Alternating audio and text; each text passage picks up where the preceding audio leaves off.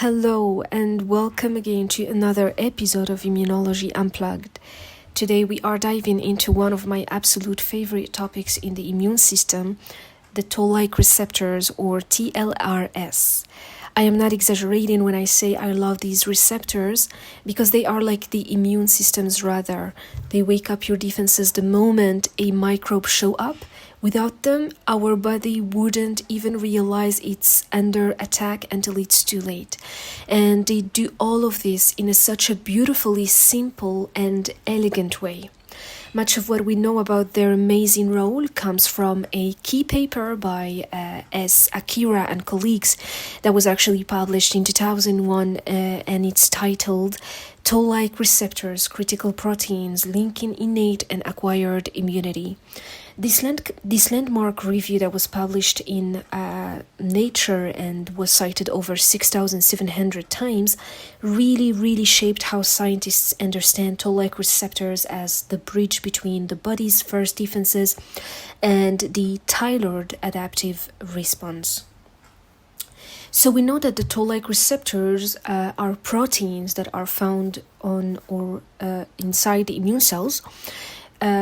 If you don't know what are the Toll-like receptors, or if you are not a biologist or an immunologist or somebody coming out from another field, think of these Toll-like receptors as pattern sensors.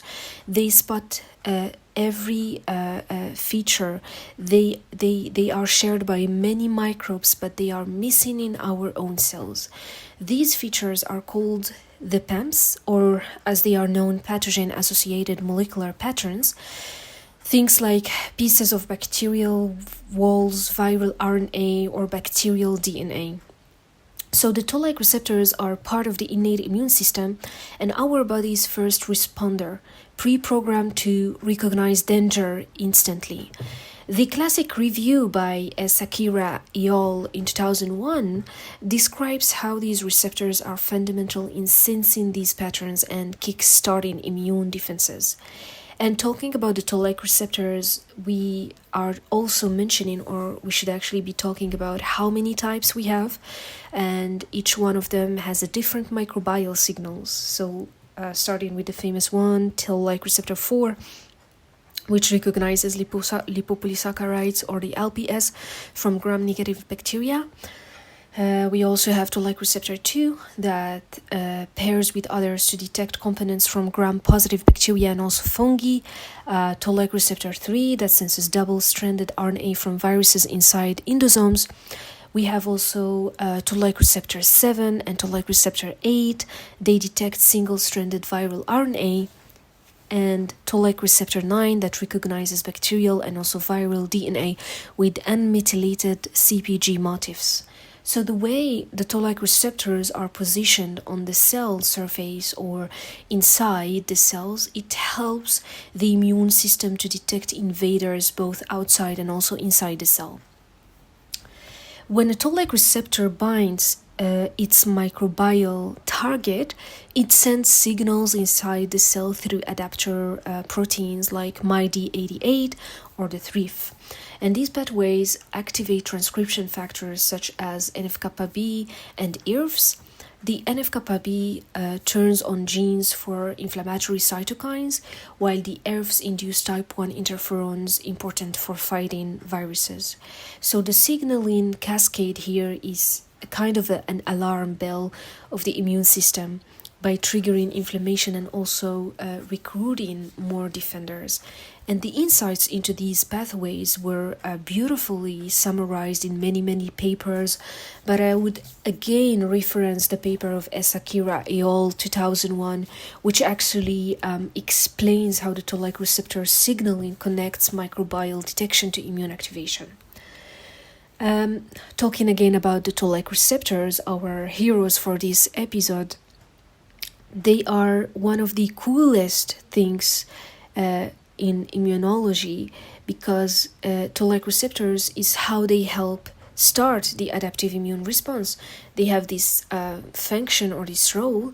So basically, when the Toll-like receptors are activate the dendritic cells, these cells mature and also travel to lymph nodes where they teach the T cells and the B cells what to attack. And this is why the Toll-like receptors are called the bridge between innate and the adaptive immunity. And of course, the Toll-like receptors need to be balanced. They are not enough activity. They don't have enough activity, and infections go unchecked. Too much, and you risk harmful inflammation or autoimmunity. For example, if you have like overactive of Toll-like receptor 7 and Toll-like receptor 9 signaling, it has been also linked to lupus disease, and too much of Toll-like receptor 4 activate can cause septic shock.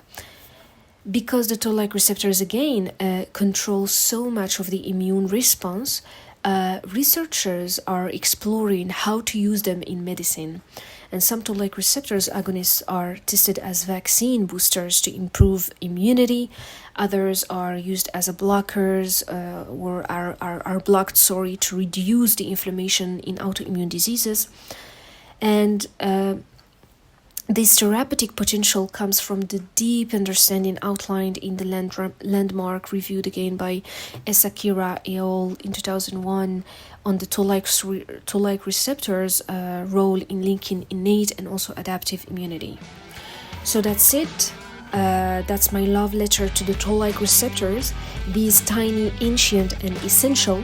They are why our immune system knows when to fight and how to call for reinforcements. If you want to dig deeper, I highly recommend reading the classic paper by Akira et al. Published in 2001, titled Toll-like Receptors, Critical Proteins Linking Innate and Acquired Immunity. It's been cited over 6,700 times and truly shaped our understanding on these amazing molecules. Thank you very much for listening to Immunology Unplugged. Hit subscribe if you love the immune system as much as we do. See you the next time for more immune stories, unplugged and simplified.